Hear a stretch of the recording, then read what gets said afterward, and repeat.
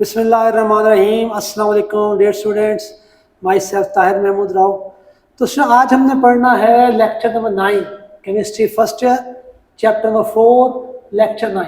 Lecture 9 में जो हमने कवर करनी है चीज़ें वो है हमारा sample problem 4.11 which is related to mole mole conversions, और sample problem 4.12 which is related to mass mass conversions, and sample problem 4.13 volume volume convergence.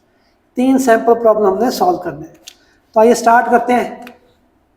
तो डियर स्टूडेंट्स, सैम्पल प्रॉब्लम 4.11 इसमें करना क्या है, जैसे आपने पढ़ा स्टोइकियोमेट्रिक कैलकुलेशंस, तो स्टोइकियोमेट्रिक कैलकुलेशन में हम वेरियस जो है रिलेशनशिप्स को स्टडी करते हैं। तो पहला रिलेशनशिप क्या, मोल मोल मोल रिलेशनशिप या मोल मोल कन्वर्जन्स। इसका मतलब ये होता है कि आपको ना एक चीज़ के मोल दिए हुए हैं, तो उसकी वजह से आप किसी दूसरी चीज़ के मोल निकालो। ठीक है, एक रिएक्टेंट के मोल दिए हो, प्रोडक्ट के मोल निकाल लो। ठीक है, या एक रिएक्टेंट के मोल दिए हो, दूसरे रिएक्टेंट के मोल आप फाइंड कर सकते हो। तो आप कुछ भी कर सकते हैं। तो उसी से रिलेटेड ये सैम्पल प्रॉब्लम 4.11 है। तो इसमें इन प्रॉब्लम्स में स्टेटमेंट को समझना बहुत इंपॉर्टेंट है। स्टेटमेंट अगर आप समझ लेते हैं तो उसका सलूशन जो है बहुत ही आसान है। तो देखते हैं जी, वो कह रहा है व्हेन 3.3 मोल ऑफ नाइट्रोजन, ये रिएक्शन है जी N2 + 3H2 gives you 2NH3। This is a reaction.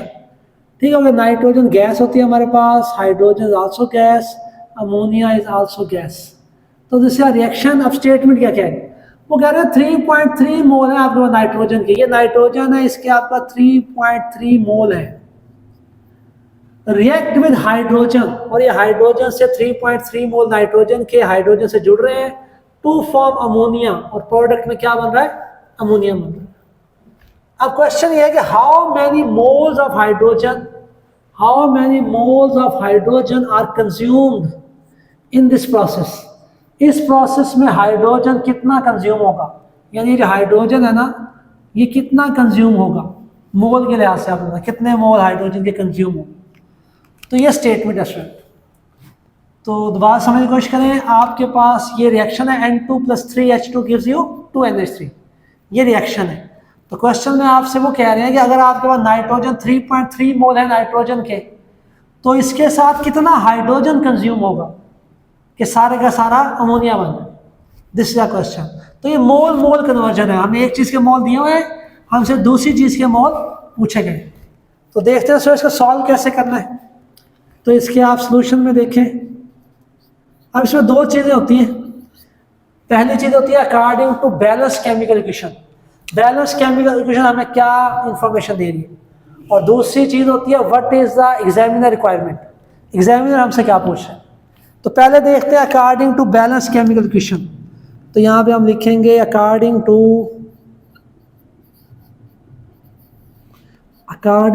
Balanced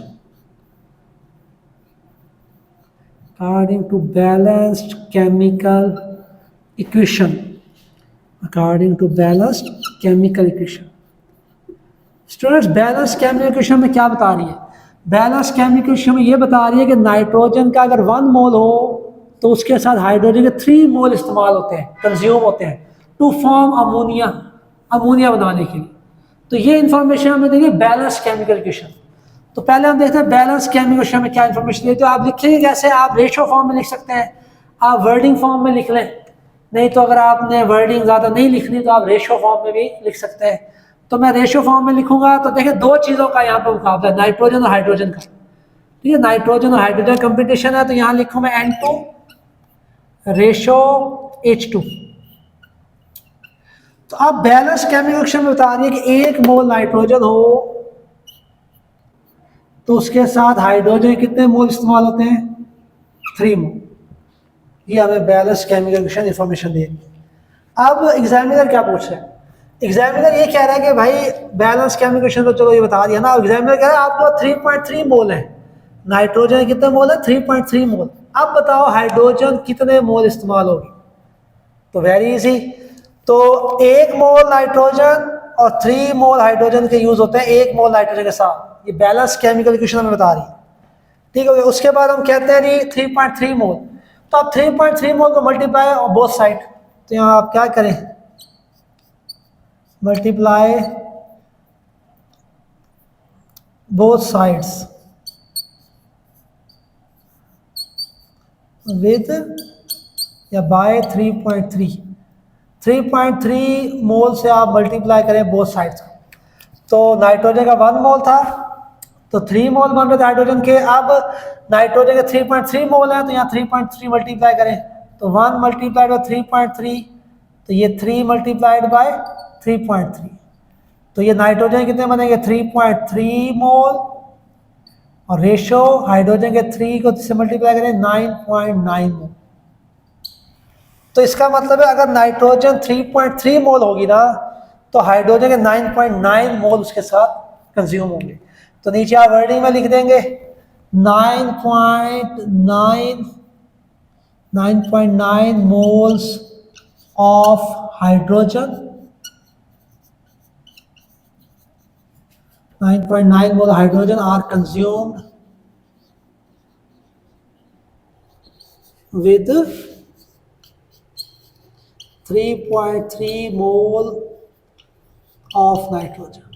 तो इस तरह आपने सॉल्व कर देना इसको, तो बहुत ही आसान है। आगे चलते हैं जी। नेक्स्ट है mass mass conversion, sample problem 4.12 mass mass conversions. इसका मतलब क्या है जी, इसका मतलब है आपको एक चीज के मैस दिया हुआ है, दूसरी चीज के आपने मैस फाइंड आउट करना है। तो देखिए स्टेटमेंट क्या कह रही है, कह रही है calculate the mass of aluminium, aluminium का मैस आपने कैलकुलेट करना। पहले रिएक्शन देखें जी, 2Al plus Fe2O3 gives you Al2O3 plus 2Fe, ये रिएक्शन है। एल्यूमिनियम जो है वो आयरन ऑक्साइड से जुड़ता है, एल्यूमिनियम ऑक्साइड बनता है, साथ में आपके पास आयरन बनेगा। तो अब वो क्या कह रहा है, वो कह रहा है calculate the mass of aluminium, आपने एल्यूमिनियम का मैस कैलकुलेट करना है, मैस ऑफ एल्यूमिनियम, एल्यूमिनियम का मैस कैलकुलेट करना है। Needed to react completely with 32 gram of iron oxide, iron 3 oxide, ये आयरन 3 ऑक्साइड है, इसमें आयरन की वैलेंसी 3 है, ठीक हो गया।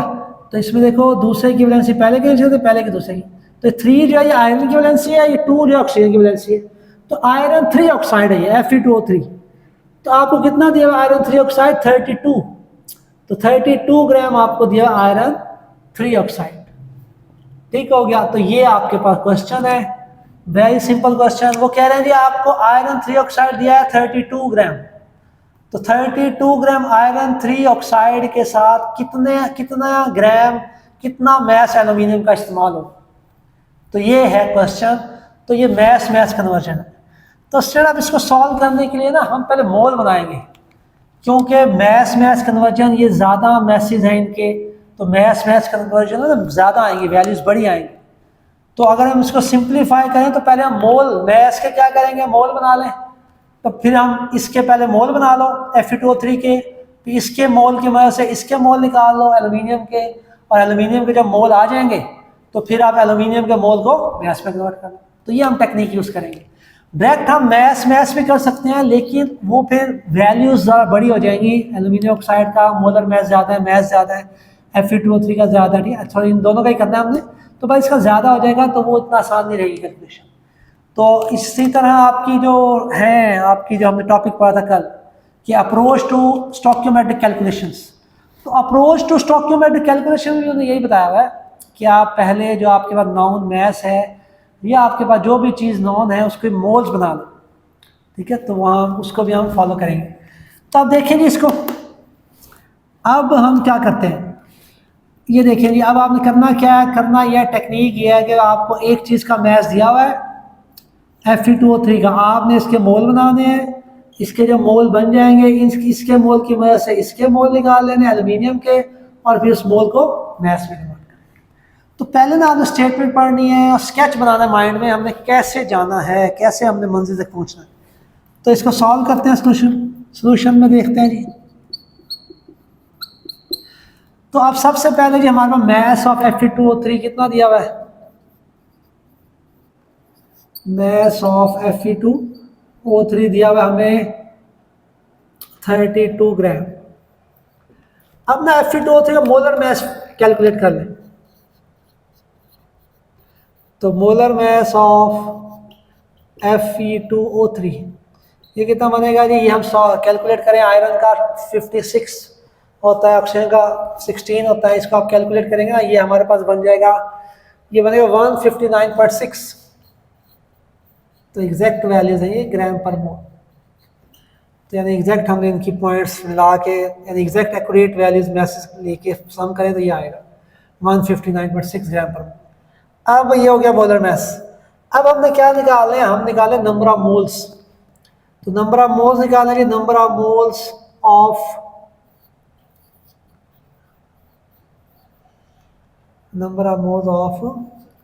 Fe2O3।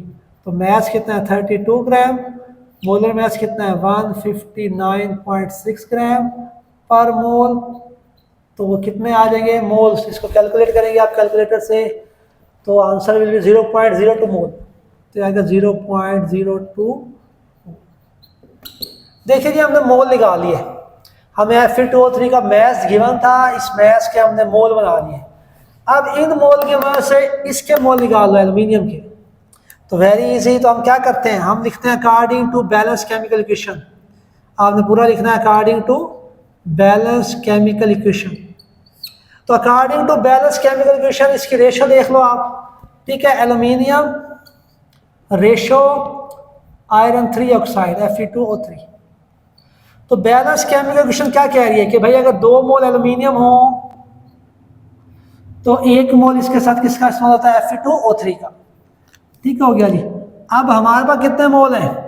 हमारे पास Fe2O3 के 0.02 मोल है। तो multiply this number on both side. अगर 0.02 मोल हो Fe2O3 के, तो अब इसके कितने मोल बनेंगे एल्यूमिनियम के? तो 2 मल्टीप्लाई 0.02 मोल। तो ये कितना बन जाएगा आपके पास? ये आपका आंसर आ जाएगा 0.04।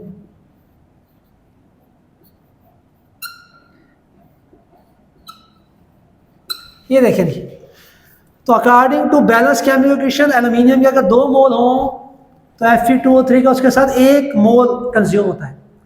ठीक है। अब हमारे पास कितने मोल है? हमारे पास तो मैस इतना था ना Fe2O3 का, हमने जो मोल बनाया है, इस मैस के जो मोल बनाए वो तो 0.02 मोल है। तो हमारे पास जो एग्जामिनर ने दिया हुआ मैस, उसके मोल ये हैं। तो ये मोल है हमारे पास Fe2O3 के।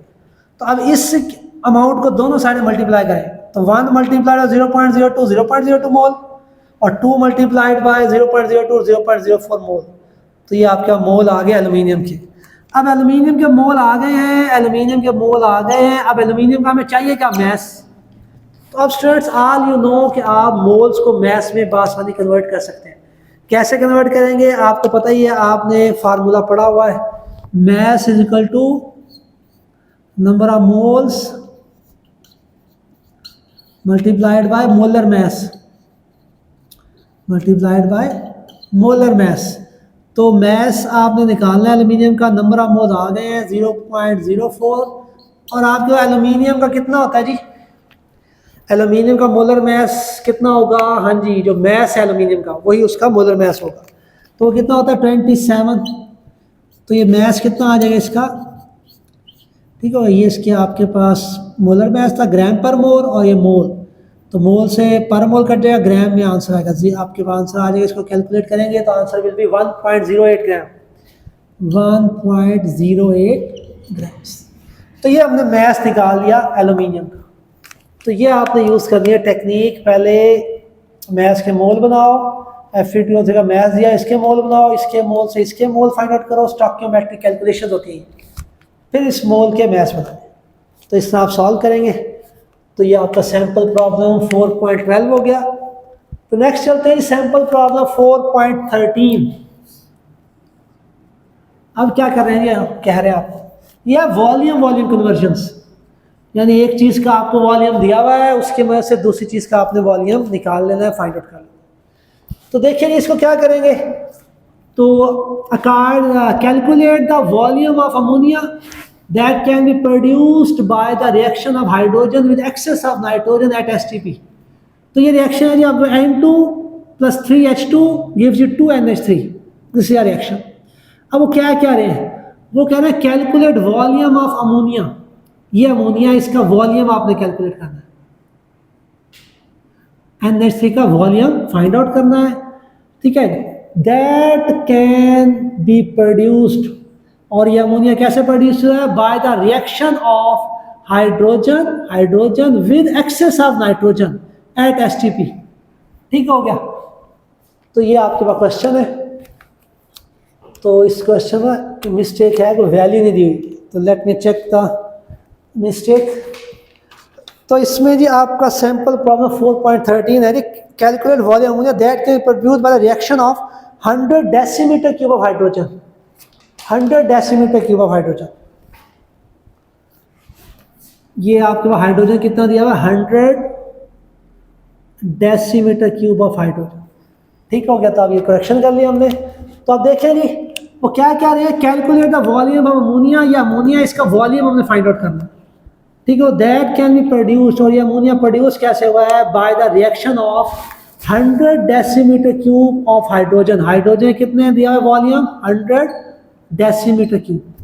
100 decimetre cube of this hydrogen reacting with excess of N2। N2 तो बहुत ज़्यादा है एक्सेस में। तो ये आपका क्वेश्चन। तो मैं दोबारा समझाता हूँ आपको क्या करना है जी। वॉल्यूम निकालना है अमोनिया का। ठीक, वॉल्यूम अमोनिया का कितना प्रोड्यूस होगा ये हमें फाइंड आउट करना है। और इंफॉर्मेशन क्या दी हुई है हमें? वो कह रहे हैं आपके पास 100 डेसीमीटर क्यूब हाइड्रोजन है और वो जुड़ता है एक्सेस ऑफ नाइट्रोजन से। तो यानी एक चीज़ का वॉल्यूम आपको गिवन है हाइड्रोजन का, और आपने वॉल्यूम निकालना है NH3। तो वेरी सिंपल। तो इसमें आप ऐसे भी कर सकते हैं इस क्वेश्चन को कि पहले आपके पास जो ये वॉल्यूम है इसके मोल बना लें। ठीक है? फिर इसके मोल की मदद से आप NH3 के मोल निकाल लें, और फिर NH3 के मोल्स को आप कन्वर्ट कर लें वॉल्यूम में। जो भी आप कर सकते हैं।